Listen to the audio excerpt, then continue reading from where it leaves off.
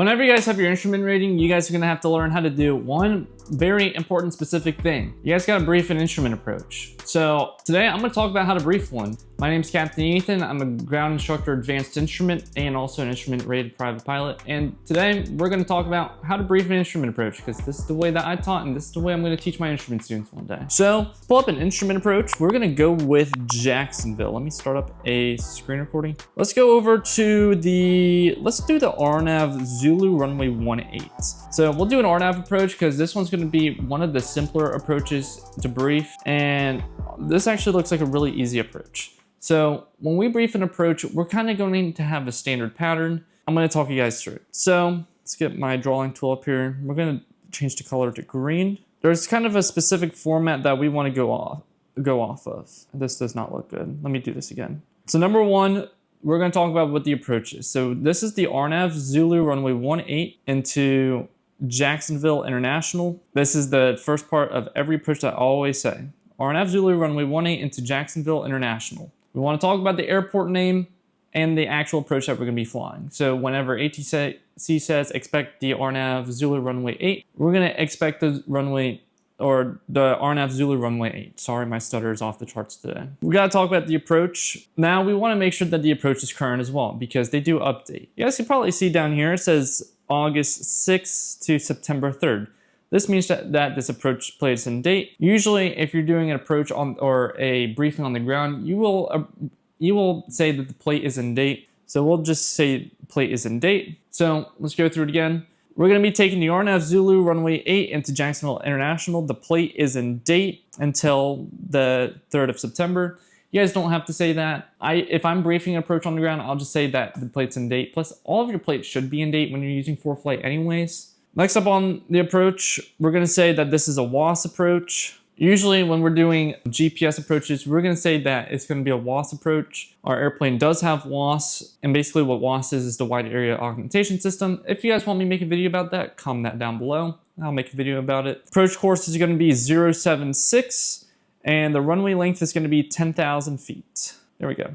And runway length is going to be 10,000 feet. Now, you guys don't really have to brief the runway length if it's more than like, I don't know, 6,000 feet long in GA. Primarily, the runway length, you're going to brief it more when you're flying like bigger, faster airplanes. Anything that's more than category A, you'll probably brief it. I personally don't brief the runway length because I know I'm going to stop like 2,000 feet on the runway. That's kind of like the next part of the approach. Then we're going to talk about our frequencies. And while we talk about our frequencies, we should also be plugging them into our radios as well. This is something that I do whenever I do my approach briefings. My flight instructor actually did not teach me this, but I will still give him credit for it. So whenever you guys are putting in your approach frequency, or anytime you guys are briefing a frequency, make sure you guys are putting it into your standby. For example, our ATIS frequency is going to be on 125.85. We'll put that into our receiver. Jacksonville approach is on 119.0. More than likely, when you're doing your approach briefing, you're already going to be talking to approach. So if it's already in your active, cool. And tower is going to be on 118.3. This is going to be a frequency that you're going to have to plug in as well. So from the top, we're going to be taking the RNAV Zulu runway 18 into Jacksonville. The plate is in date. This is going to be a WAS approach. The approach course is going to be 076. Runway length is going to be 10,000 feet. We got the ATIS on 125.85. We're talking to approach on 119.0, and tower is going to be on 118.3. We'll plug that in. Ground control is going to be on 121.9. Also, when you land, tower is going to say ground 0.9 or something like that too. So you guys don't really have to stress about it. Now, the next part is going to be a little bit trickier for the approach. You guys are going to have to know what you're going to be cleared for. And if you guys don't know what you're going to be cleared for, you get to figure it out on your own as well. We'll assume that we're coming in from Udaki. I think that's how you pronounce it. I'm gonna do two different ones. I'm gonna do the Udaki and I'm gonna do Ijayu. Is that how you pronounce it? Ijayu? I don't know. We'll go with Udaki first. So we're gonna come in at Udaki at 2,000 feet. We're gonna do our procedure turn unless we're doing a straight in. From Udaki, we're gonna descend down to 1,900 for IVTEV. That's gonna be our final approach fix. And then we're gonna descend down to the minimums of 230 feet and 1,800 feet visibility, okay? I put it in blue because we're going to be talking about both an LPV approach with a decision altitude, and we're also going to do an LNAV approach with a minimum descent altitude. If you guys don't know what the difference is between both of them, I do have a video up on my channel, so if you guys want to learn the difference, make sure you guys go watch that. Okay, so that's going to be example number 1. Example number 2, we're going to come in at a gyro at 210 knots. At 2,000 feet to Udaki, we're going to make a right turn from Udaki to a course of 076. From Udaki, we're going to descend down to 1,900 feet. That's going to be our final approach fix, and we're going to descend down to a minimum altitude of 480 feet. That's going to be our minimum descent altitude, and our visibility for that approach is going to be 2,400 feet. Kind of sounds like the same. Then from there, we're going to talk about what happens if we can't see the runway. So in the event that we cannot see the runway, at the missed approach point of runway 18 or runway 8 for the LNAV approach, let me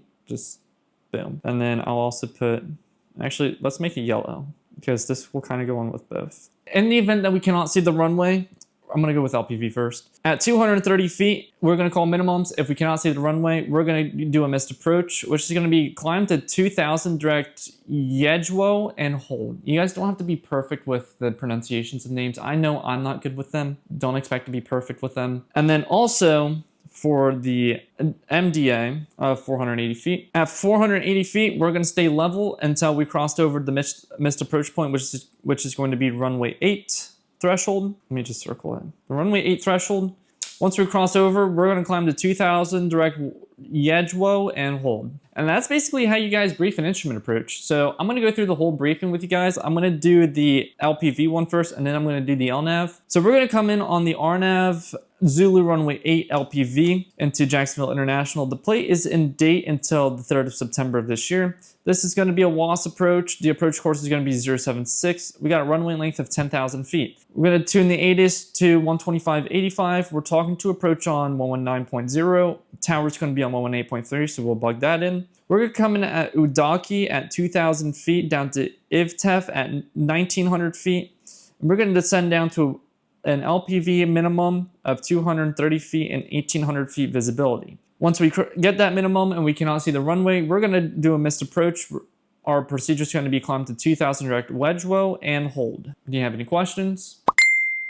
Oh, you do have questions. Okay, let's go do the MDA now in case we have to do that. So we're going to come in for the RNAV Zulu runway 8 approach, LNAV minimums into Jacksonville International. Plate is in date until the 3rd of September. This one's not going to be a WAS approach, but the approach course is going to be 076. Runway length is going to be 10,000 feet. Frequencies are going to stay the same. We're going to come in at Ijayu at 210 knots and 2,000 feet. From Ijayu, we're going to make a right turn at Udaki at 2,000 feet and come down to 1,900 feet for Ivtef. That's going to be our final approach fix. And then we're going to descend down to minimums of 480 feet and 2,400 feet visibility. We're going to wait until we cross over the runway 8 threshold. If we do not see the runway pass crossing the threshold, we're going to climb the 2,000 direct Yejwo and hold. Do you have any questions?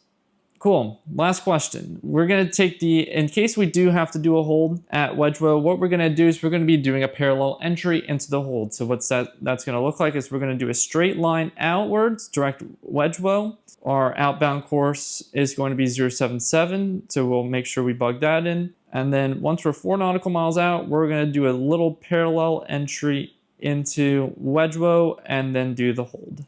Now, if this helped you with your instrument approach briefings, let me know down below. It takes some getting used to. It just comes with practice. So what I would recommend you guys do for homework is pull up a few instrument approaches and just draw out those boxes and talk about it out loud. If you guys have any questions, let me know down below, and we'll see you guys in the next video.